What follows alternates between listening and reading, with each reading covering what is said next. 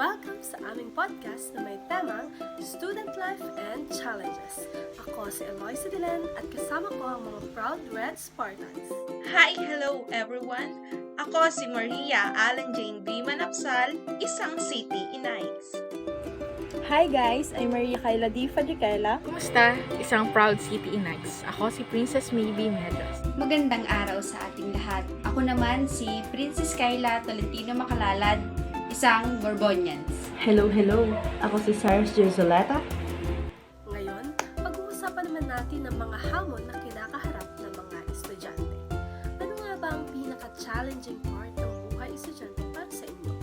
Kasi kung ako ang tatanungin, isa talaga sa challenging part para sa akin ay ang pagsabayin ang pag-aaral at ang mga bagay na gustong-gusto mong gawin. Especially kung hindi ka marunong mag-balance ng time and effort sa mga bagay na yun, diba? Para sa akin, ang pinakamahirap ay ang balancing act between academics, extracurricular at social life. Mahirap magbalanse ng oras, especially sa katulad kong student na tumitigil sa boarding house. Siyempre, pagising mo sa umaga, mag-aasikaso ka ng pagkain mo, ng mga gamit mo na susuotin mo, paplantsahin mo bago ka pumasok ng school. Then lalabas ka ng school ng 6 or 7 ng gabi. Siyempre, bago ka pa makarating sa dorm mo, uunahin mo din muna yung mga gawain mo doon. Magluluto ka ng kakainin mo para sa hapunan, maglalaba ka, maglilinis ka ng dorm. Then bago ka pa makatapos doon, mga 9 ng gabi. Tapos uunahin mo na gumawa ng activities, ng thesis, ng SEM project, yung mga iba't ibang project na kailangan mong unahin at kailangan mong ipasa sa school kinabukasan or hindi man kinabukasan sa mga susunod na araw. Kailangan mong balansehin yung oras mo sa gawaing bahay at saka yung sa mga activities mo sa school na para hindi ka syempre, para hindi ka matambakan. Bilang isang estudyante, bilang isang third year student, mahalaga sa amin yung oras. Hindi kaya na chill ka lang dyan, pa YouTube, TikTok, ganyan-ganyan. Hindi pwedeng ganun kasi sa dami ng gawain, sabay-sabay, especially yung thesis, kailangan mo siyang i-balance. Mahirap pero kakayanin. Yun yung kailangan nating gawin at i-manage. Kailangan nating matutunan na ma-manage yung oras ng tama para makausad tayo at hindi matambakan ng mga gawain. Tama, plus ang dami pang expectations from family, teachers, at sa sarili mo pa. Me as a student, ang na-experience ko na struggle is yun talagang kapag nagsabay-sabay yung gawain mo sa school tapos nagkaroon ka pa ng family problem, personal problems, and naapektuhan niya yung school. Hindi rin nawawala ang financial challenges, lalo na para sa mga nagtatrabaho habang nag-aaral. Marami akong kilala na dahil sa hirap ng buhay, nagtatrabaho sila habang nag-aaral. Bagamat ganun, masaya akong makita na nagpapatuloy silang matatag at may pagpupursige. Hindi ko naranasan ang pagtatrabaho kasabay ang pag-aaral. Ngunit hindi ko din naman masasabi na kami ay financially stable sapagkat ang tanging sumusuporta sa amin, 3 magkakapatid na nasa college, ay ang aming tatay. Kung kaya't malaki din itong kagastusan para sa kanya. Kaya bilang sukli, patuloy akong lumalaban sa lahat ng hamon ng buhay. Oo, tapos may mga personal struggles pa like mental health issues na kailangan nating harapin.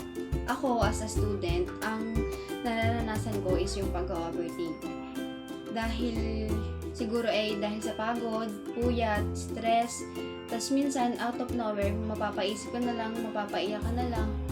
Pero kahit ganoon is dapat magtiwala pa tayo sa sarili natin na kaya natin kung ano man naranasan natin ngayon. Pero sa kabila ng lahat ng iyan, inspiring din ang mga kwento ng tagumpay ng mga estudyante. Ako bilang isang estudyante ay maraming kinaharap na suliranin, isa na dito ang pag-aaral at ang akademiko. Bilang isang estudyante, ang pangunahing gawain ay ang pag-aaral. Kasama rito ang pagdalo sa mga klase, paggawa ng mga takdang aralin, paghahanda para sa mga pagsusulit at ang pagsisikap na maunawaan ng iba't ibang paksa. Maaaring makaranas ng pressure o stress sa pagtatamo ng magandang grado o sa pagtugon sa mga inaasahan ng mga guro at magulang. Hindi talaga madaling maging estudyante, pero sabi nga nila, enjoy lang habang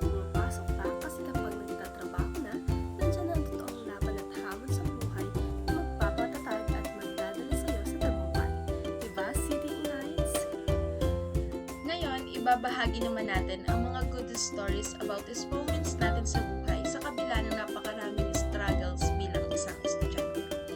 Ako bilang isang estudyante, sa kabila ng mga luha, iyak, sleepless night natin, stress, depression na naranasan natin sa SEM na yun or sa buong pasok natin ng college, ang masasabi ko na small wins ko ay yung makakamit ng mga matataas na grades. Hindi naman sobrang taas pero yung passing grades na alam mong pasok dun sa effort na binigay mo bilang isang estudyante. And yung isang blessing pa dun is yung mapasama ka sa top 10 ng block nyo. And yung isa pa dun na pinaka-bonus sa lahat ay yung mapasama ka sa Dean's Lister in a specific SEM. So, yun yung mga small wins ko sa buhay na masasabi kong proud ako kasi ako yun. Ako yung gumawa nun, ako yung nag-effort nun. And yun yung masasabi ko na small wins na malaki ko. Sa kabila ng lahat, sa kabila ng mga grades na yun, natutulungan ako nun para makagain ng scholarship and financial assistance kada SEM dahil nagre-report po ako sa aming kapitan and nabibigyan niyo po ako ng scholarships kada SEM. So, yun yung isang small wins ko sa kabila ng effort at pagod, sleepless night. Hindi naman po siya nasasayang kasi merong blessings na dumadating and yun yung nakakatulong sa akin para mas mapatuloy ko po yung pag-aaral ko. Maraming salamat. Yun lamang po. Ang good story ko po siguro about small win is yung kahit ang dami na pong pinagdaanan na problems, struggles as a student, ay nagko-continue pa rin po ako para maabot yung dreams and yung goals ko sa life. Wow, that's amazing. Yung sa akin naman, one of my small wins in life is yung makasurvive throughout the day. Sobrang dami nangyari sa buong araw at nakukuha ko magpatuloy pa din. Small wins na yun para sa akin. At isa pa rin or isa pa din sa mga ituturing kong mumunting tagumpay ay yung makatulong o makapagpasaya man lang ng isang tao sa isang araw. Napaka-fulfilling ng ganong pakiramdam. At ito ay dalawa lang sa mga pinakamagagandang tagumpay na nangyari sa akin sa araw-araw. Nakaka-inspire talaga.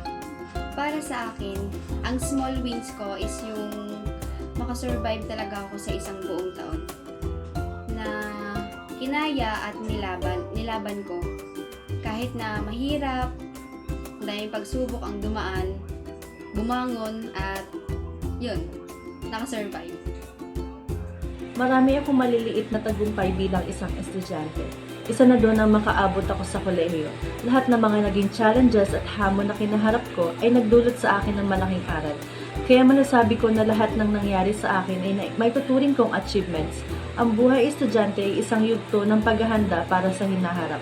Maging ito man ay pagpili ng career o ang simpleng pag-aaral ng mga kasanayang kinakailangan sa trabaho o sa mas mataas na edukasyon.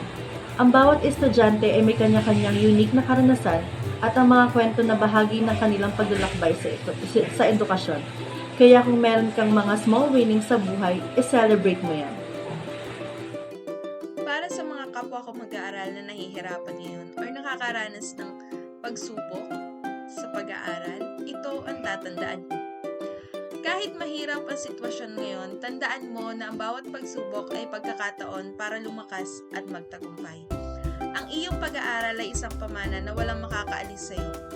Huwag kang mawala ng pag-asa. Sa bawat araw ng iyong pinaghihirapan, lumapit ka sa iyong mga pangarap. Sa huli, ang iyong determinasyon at sipag ang magtatakda ng tagumpay. Patuloy kang magtiwala sa iyong sarili at iyong kakayanan. Hindi mo man makita ngayon, ngunit sa bawat hakbang na iyong ginagawa ngayon ay nagbubuo ng landas patungo sa isang mas magandang kinabukasan. Kaya't patuloy mong ipaglaban at alalahanin mo palagi na ang bawat pagsubok ay mayroong liwanag na naghihintay sa dulo ng daan. Maraming salamat, City Night. Maraming salamat sa pakikinig. Maraming salamat sa pagtutok sa ating episode ngayon, Red Spartans. Sana ay nakarelate at na-enjoy ninyo ang pag-uusap namin tungkol sa iba't ibang college student life at ang mga hamon na kinakaharap natin sa araw-araw. Hanggang sa susunod na episodes, goodbye Red Spartans! Goodbye, everyone! Mag-iingat kayo palagi! Salamat sa pakikinig. Keep fighting, CPE Knights!